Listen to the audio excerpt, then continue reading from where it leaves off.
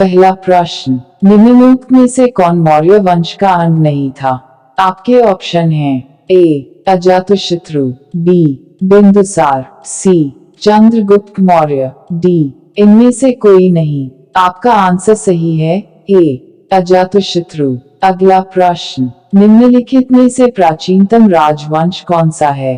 आपके ऑप्शन हैं ए मौर्य, बी गुप्त, सी कुषाण, डी कव। आपका आंसर सही है ए मौर्य। अगला प्रश्न, निम्नलिखित में से वह व्यक्ति कौन है जिसका नाम देवानाम प्रियदर्शी था?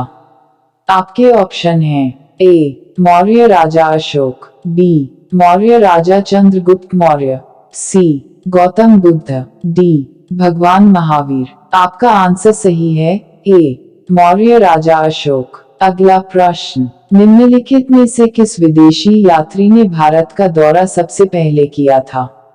आपके ऑप्शन हैं ए वेनसांग, बी मेजस्थनीज, सी इत्सिंग, डी फायान। आपका आंसर सही है बी मेजस्थनीज। अगला प्रश्न, चंद्रगुप्त मौर्य के दरबार में भेजा गया यूनानी राजदूत कौन था? आपके ऑप्शन हैं ए कौटिल्य, बी सेल्यूकस निकेटर, सी मेजस्थनीज, डी जस्टिन। आपका आंसर सही है सी मेजस्थनीज। अगला प्रश्न, इंडिका किसने लिखी थी? आपके ऑप्शन हैं ए आइत्सिग, बी मेजस्थनीज, सी फायान, डी वेनसांग। आपका आंसर सही है बी मेजस्थनीज। अगला प्रश्न, निम्नलिखित में सम्राट अशोक की वह पत्नी कौन थी जिसने उसको प्रभावित किया था? आपके ऑप्शन हैं ए चंदालिका, बी चारुता, सी गौतमी, डी करुवाकी। आपका आंसर सही है डी करुवाकी। अगला प्रश्न, अशोक ने किस बौद्ध साधु से प्रभावित होकर बौद्ध धर्म अपनाया? आपके ऑप्शन हैं ए विष्णुगुप्त, बी उपगुप्त, सी ब्रह्मगुप्त, डी बृहद्रथ। आपका आंसर सही है बी उपगुप्त। अगला प्रश्न, निम्नलिखित में से किस शासक के शासन काल में नेपाल में बौद्ध धर्म का आगमन हुआ था? आपके ऑप्शन हैं ए समुद्रगुप्त, बी अशोक, सी चंद्रगुप्त, डी हर्षवर्धन। आपका आंसर सही है बी अशोक। अगला प्रश्न, चंद्रगुप्त का प्रसिद्ध गुरु चाणक्य निम्नलिखित में से किस विद्या केंद्र से संबंधित था? आपके ऑप्शन हैं ए तक्षशिला, बी नालंदा, सी विक्रमशिला, डी वैशाली। आपका आंसर सही है ए तक्षशिला। अगला प्रश्न, कलिंग युद्ध किस वर्ष में हुआ था?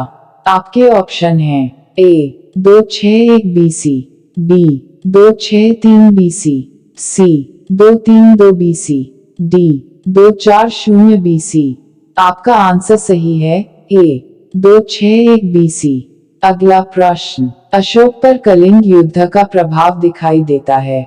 आपके ऑप्शन हैं ए स्तंभों पर उत्कीर्ण राज्यादेश, बी शिलाओं पर उत्कीर्ण 13वें राज्यादेश, सी खुदाई, डी इनमें से कोई नहीं। आपका आंसर सही है बी शिलाओं पर उत्कीर्ण 13वें राज्यादेश। अगला प्रश्न, मौर्य काल के दौरान शिक्षा सबसे प्रसिद्ध केंद्र निम्न में से कौन सा था? आपके ऑप्शन हैं ए उज्जैन, बी वल्लभी, सी नालंदा, डी तक्षशिला। आपका आंसर सही है डी तक्षशिला। अगला प्रश्न, अशोक ने अपने सभी अभिलेखों में एक रूपता से किस प्राकृत भाषा का प्रयोग किया है?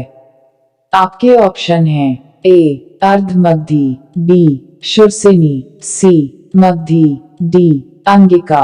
आपका आंसर सही है ए अर्धमगधी। अगला प्रश्न है, निम्न में किसने और कब पहली बार अशोक के शिलालेखों का अर्थ स्पष्ट किया था? आपका ऑप्शन है A 1810 Harry Smith, B 1787 John Tower, C 1825 Charles Metcalfe, D 1837 James Prinsep. आपका आंसर सही है डी 1837 जेम्स प्रिंसिप। अगला प्रश्न, अर्थशास्त्र की रचना किसने की थी?